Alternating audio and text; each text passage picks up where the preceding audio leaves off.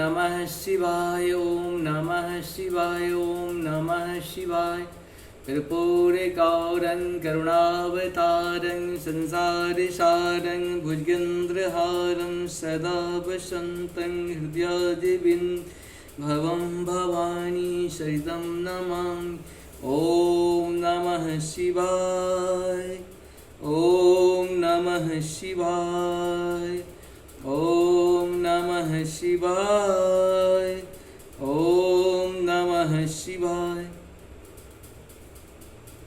जय हिंद, जय भारत में आप सबको स्वागत है। मैं राम नरेश आप लोग से निवेदन करता हूँ चैनल को सब्सक्राइब करें, लाइक करें, शेयर करें। और आप लोग जो भी सब्सक्राइब और लाइक किए हुए हैं उन सबको बहुत बहुत धन्यवाद। और प्रभु का कृपा इसी तरह से आप लोग को बरसते रहे, आप लोग खुशी रहे, शांति से रहें, सुखमय जीवन जिए। इसके लिए सत्य के साथ रहना पड़ेगा, सनातन के साथ रहना पड़ेगा।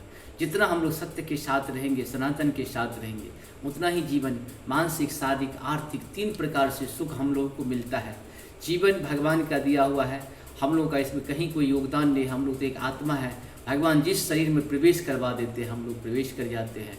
हमारा जीवन जो है अमूल्य है, इस अमूल्य का हम लोग ज़्यादा से ज़्यादा लाभ उठाएं, क्योंकि मनुष्य तन बहुत ही मुश्किल से मिलता है। जीव जंतु हम लोग बहुत बार बने होंगे, बहुत बार बनेंगे, लेकिन बहुत बड़ी कृपा होने के बाद, बहुत सारे तपस्या के बाद, बहुत सारे अच्छे कर्म के बाद मनुष्य का तन मिला है। इसे ज़्यादा से ज़्यादा इसका लाभ उठाएं और प्रभु का ध्यान हमेशा करते रहें। जब भी मौका मिले ध्यान करते रहिए, उनके चरणों की, उनके विचारों की, उनके नाम का, उनके काम का, उनके धाम का। 3 तरह से हम भगवान का ध्यान कर सकते हैं। उनका नाम का जप करके, और नाम काम प्रभु के जो भी काम है उसकी चर्चा करके, प्रभु क्या क्या आए तो क्या क्या काम किए इसकी चर्चा करके काम हुआ। धाम उनका जो भी तीर्थ स्थान है उस पे जा करके, उस स्थान पे जा करके दर्शन करके भी हम ये 3 तरह से पुण्य अर्जन कर सकते हैं। और शुरू करते हैं श्री शिव महापुराण के रुद्र संहिता में। अभी हम लोग चल रहे हैं, पेज नंबर 130 में आज हम लोग शुरू करेंगे। और जहाँ तक होगा फिर हम आपको ये भी बता देंगे पेज नंबर कितना तक है। चलिए ठीक है, शुरू करते हैं श्री हरि के नाम से। श्री हरि की दृष्टि की रक्षा का भार एवं भोग मोक्ष दान का अधिकार दे भगवान शिव का अंतर ध्यान होना। परमेश्वर शिव बोले, उत्तम व्रत का पालन करने वाले हरे विष्णु, अब तुम मेरी दूसरी आज्ञा सुनो। उसका पालन करने से तुम सदा समस्त लोकों में माननीय और पूजनीय बने रहोगे। ब्रह्मा जी के द्वारा रचे गए लोक में जब कोई दुख या संकट उत्पन्न हो, तब तुम उन संपूर्ण दुखों का नाश करने के लिए सदा तत्पर रहना। तुम्हारी संपूर्ण दुस्सह कार्यों में मैं तुम्हारी सहायता करूंगा। तुम्हारे जो दुर्जय और अत्यंत उत्कट शत्रु होंगे उन सब को मैं मार गिराऊंगा। हरे तुम नाना प्रकार के अवतार धारण करके लोक में अपनी उत्तम कृति का विस्तार करो और सबके उद्धार के लिए तत्पर रहो। यह रुद्र के ध्येय और रुद्र तुम्हारे ध्येय हैं। तुमसे और रुद्र में कुछ भी अंतर नहीं है। जो मनुष्य रुद्र का भक्त होकर दूसरी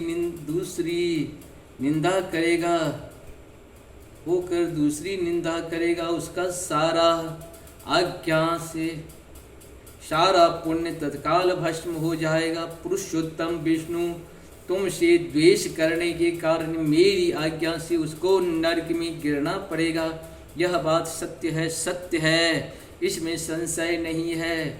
तुम इस लोक में मनुष्य के लिए विशेष भोग और मोक्ष प्रदान करने वाले और भक्तों के ध्येय तथा पूज्य होकर प्राणियों का निग्रह और अनुग्रह करो। ऐसा कहकर भगवान शिव ने मेरा हाथ पकड़ लिया और श्री विष्णु को सौंप कर उनसे कहा, तुम संकट के समय सदा इनकी सहायता करते रहना। सबके अध्यक्ष होकर सभी को भोग और मोक्ष प्रदान करना तथा सर्वदा समस्त कामनाओं का साधक एवं श्रेष्ठ बने रहना। जो तुम्हारी शरण में आ गया वह निश्चय ही मेरी शरण में आ गया। जो तुम में और तुम में, जो मुझ में और तुम में अंतर समझता है वह अवश्य नरक में गिरता है। ब्रह्मा जी कहते हैं, देवर्षि भगवान शिव का यह वचन सुनकर मेरे साथ भगवान विष्णु ने सबको वश में करने वाले विश्वनाथ को प्रणाम करके मंद्र स्वर से कहा। श्री विष्णु बोले, करुणा सिंधो जगन्नाथ शंकर, मेरी यह बात सुनिए। मैं आपकी आज्ञा के अधीन रहकर यह सब कुछ करूँगा। स्वामी स्वामी, जो मेरा भक्त होकर आपकी निंदा करे उसे आप निश्चय ही नरकवास प्रदान करें। नाथ, जो आपका भक्त है वह मुझसे अत्यंत प्रिय है। जो ऐसा जानता है उसके लिए मोक्ष दुर्लभ नहीं हो है। श्री हरि का यह कथन सुनकर दुखहारी हर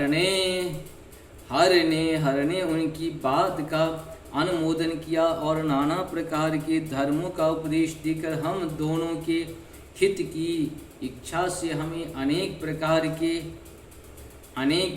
के वर दिए। इसके बाद भक्तवत्सल भगवान शंभु कृपा पूर्वक हमारी ओर देखकर हम दोनों के देखते देखते सहसा वही अंतर ध्यान हो गए। तभी से इस लोक में लिंग पूजा का विधान चालू हुआ है। लिंग में प्रतिष्ठित भगवान शिव भोग और मोक्ष देने वाले हैं। शिवलिंग की जो वेदी या आराधा है वह महादेव जी का स्वरूप है और लिंग साक्षात महेश्वर का लय का अधिष्ठान होने के कारण भगवान शिव को लिंग कहा गया है, क्योंकि उन्हीं में निखिल जगत का लय होता है। महामुनि, जो शिवलिंग के समीप कोई कार्य करता है उसके पुण्य फल का वर्णन करने की शक्ति मुझ में नहीं।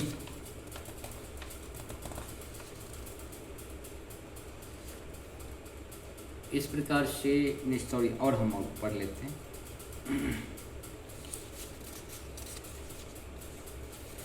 शिव पूजन की विधि था उसका फल। ऋषि बोले, व्यास शिष्य महाभाग सूत जी, आपको नमस्कार है। आज आपने भगवान शिव की बड़ी अद्भुत और परम पावन कथा सुनाई है। दयानिधि ब्रह्मा और नारद जी के संवाद के अनुसार आप हमें शिव पूजन की वह विधि बताइए जिससे यहाँ भगवान शिव संतुष्ट होते हैं। ब्राह्मण, क्षत्रिय, वैश्य और शूद्र सभी शिव की पूजा करते हैं। वह पूजन कैसे करना चाहिए? आपने व्यास जी के मुख से इस विषय को जिस प्रकार सुना हो वह बताइए। महर्षियों का वह कल्याणप्रद एवं श्रुति सम्मत वचन सुनकर सूत जी ने उन मुनियों के प्रश्न के अनुसार सब बातें प्रसन्नता पूर्वक बताई। सूत जी बोले, मुनीश्वरों, आपने बहुत अच्छी बातें पूछी है, परंतु यह रहस्य की बात है। मैंने इस विषय को जैसे सुना है और जैसी मेरी बुद्धि है उसके अनुसार आज कुछ कह रहा हूँ। जैसे आप लोग पूछ रहे हैं उसी तरह पूर्व काल में व्यास जी ने सनत कुमार जी की से पूछा था। फिर उसे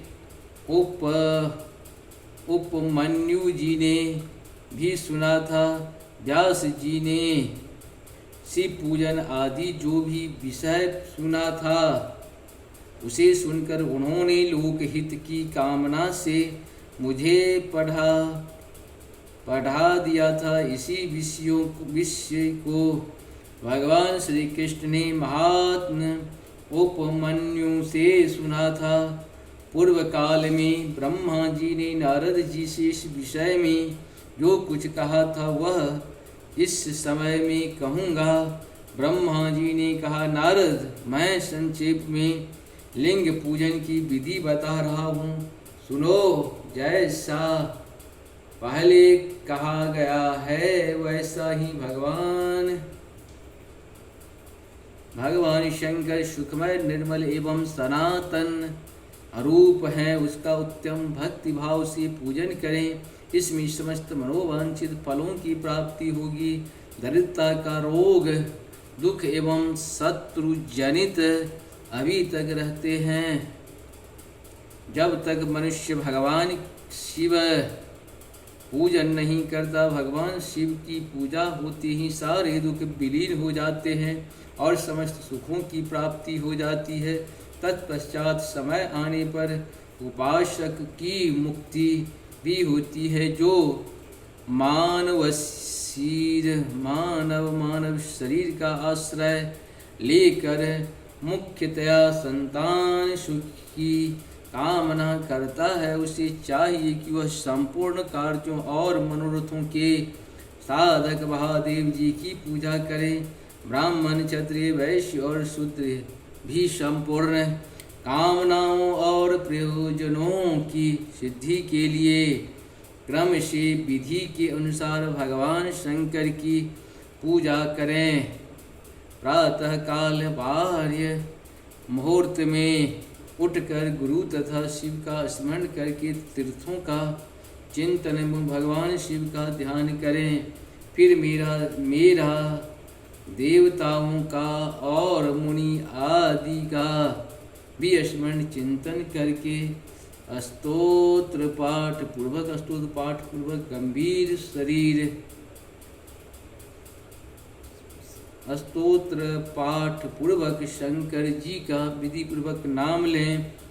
उसके बाद सैया से उठकर निवास स्थान से दक्षिण दिशा में जाकर मल्ल त्याग करें।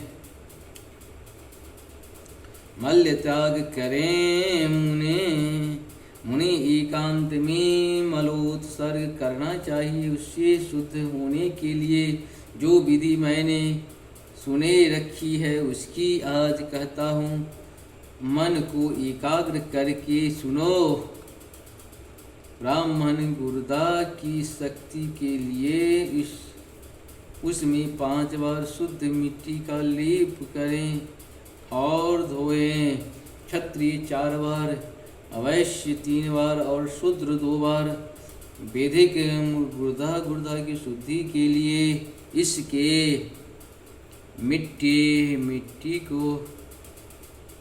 इसके मिट्टी लगाए लिंग में ही एक बार प्रयत्न पूर्वक मिट्टी लगाना चाहिए। तत्पश्चात बाएं हाथ में 10 बार और दोनों हाथ में 7 बार मिट्टी लगाकर धोएं। 7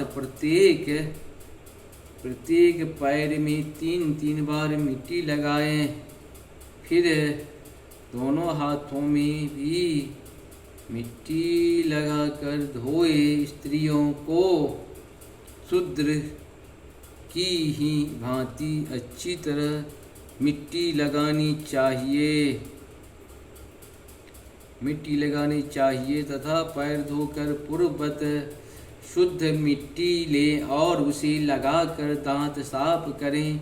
फिर अपने वर्ण के अनुसार मनुष्य दत्वन करें। ब्राह्मणों को 12 अंगुली की दत्तुन करनी चाहिए, क्षत्रिय को 11 अंगुली की, वैश्य को 10 अंगुली की और शूद्र को 9 अंगुली की दत्तवन करें।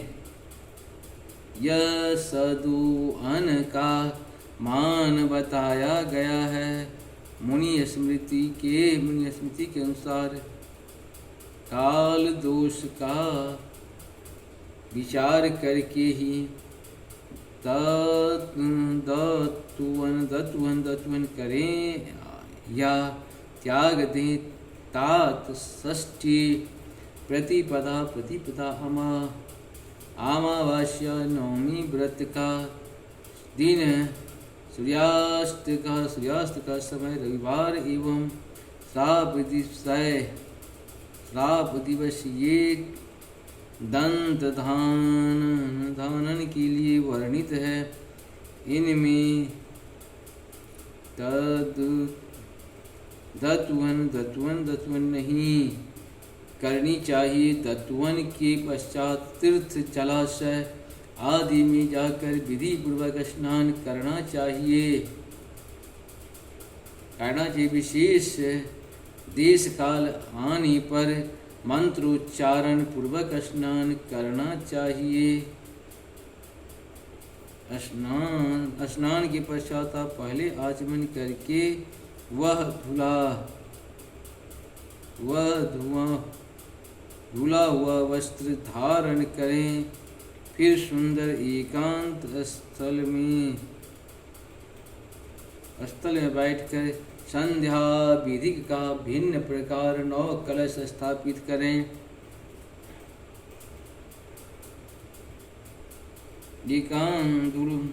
फिर सुंदर एकांत स्थल बैठकर संध्या विधि का अनुष्ठान करें।